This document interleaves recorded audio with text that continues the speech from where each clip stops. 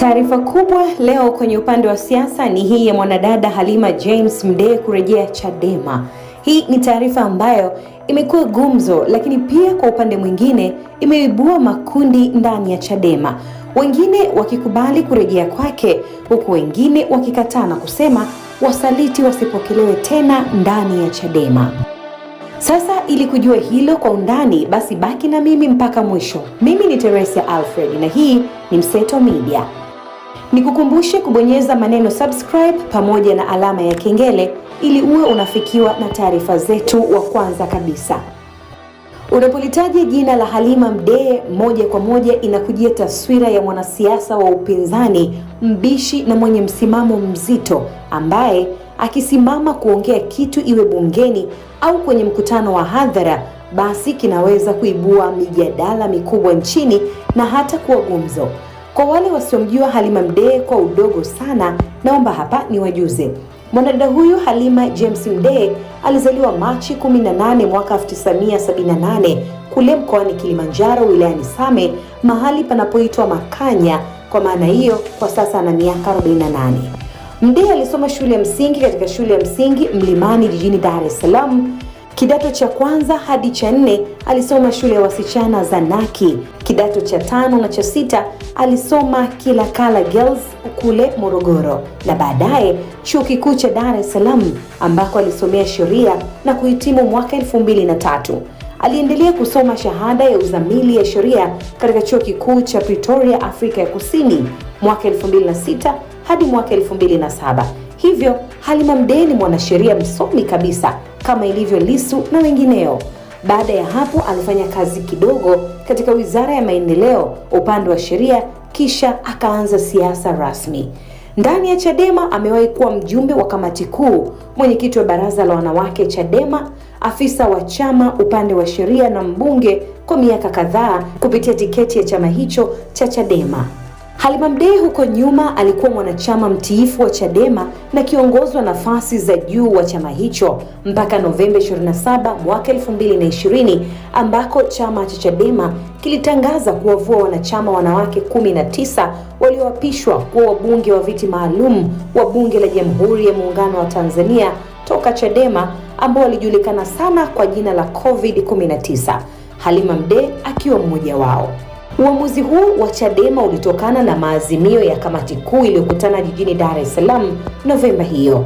Pamoja na kuvuliwa wanachama, kwa mujibu wa kamati hiyo, wanachama hao walikuwa na nafasi ya kuomba radhi kwa maandishi ili kurejeshewa wanachama wao, lakini vile vile kukata rufaa.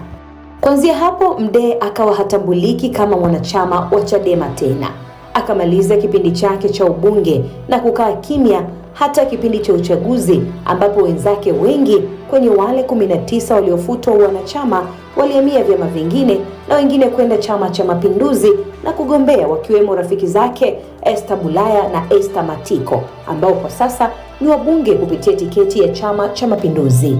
Mdee hakwenda chama chochote, bali alionyesha kukaa pembeni kama Chadema walivyosema kauli mbiu yao ya no reform no election.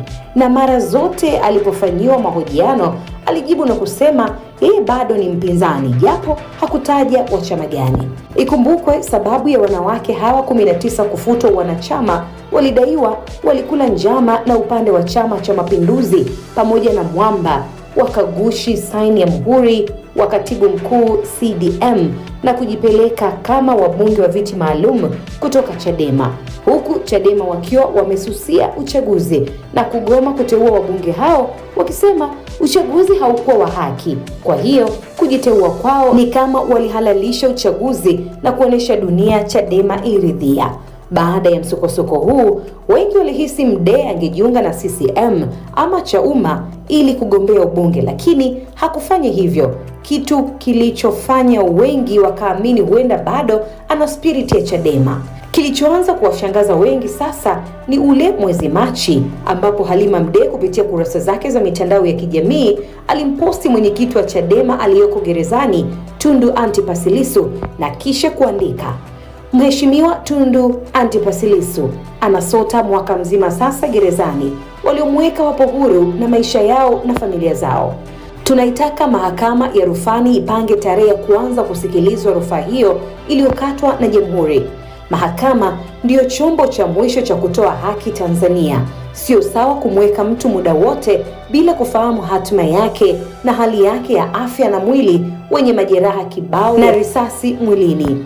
Tunaziamini mahakama zetu, ila kwa ucheleweshwaji wa kesi bila sababu za msingi tunapata wasiwasi wa mahakama zetu kupokea maagizo kutoka juu, na hii siyo sawa.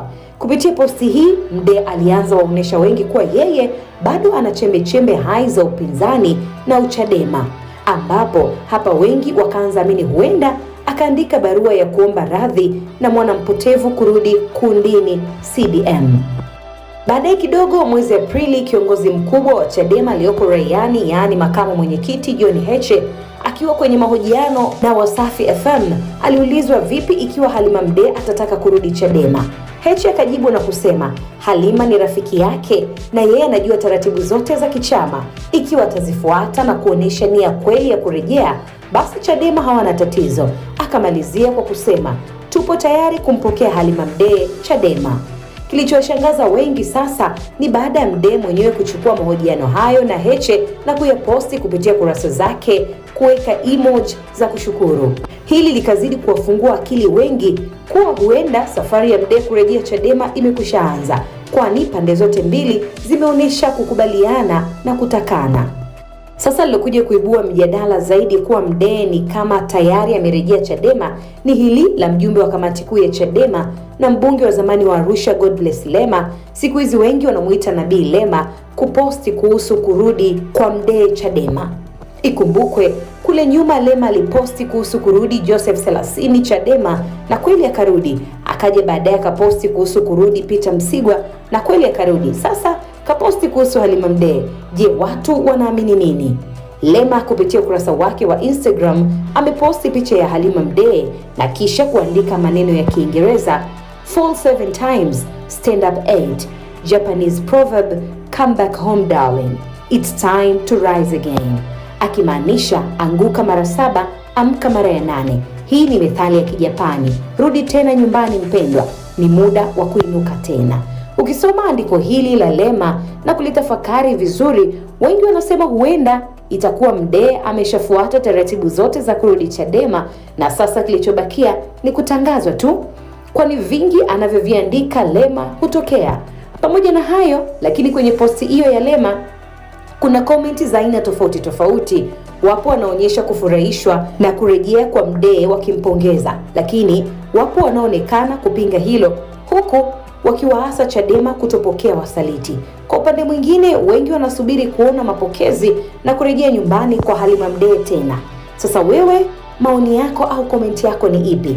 Ni sawa Chadema kumpokea tena Mdee kama ameomba radhi, au msaliti ni msaliti tu, hafai tena kupokewa? Hebu tuandikie mawazo yako hapo chini. Hii ni Mseto Media na mimi ni Teresia Alfred. Usikae mbali na sisi kwa taarifa nzito kama hizi. Hakikisha umesubscribe, comment, like na kushare. Mseto Media, we connect everywhere.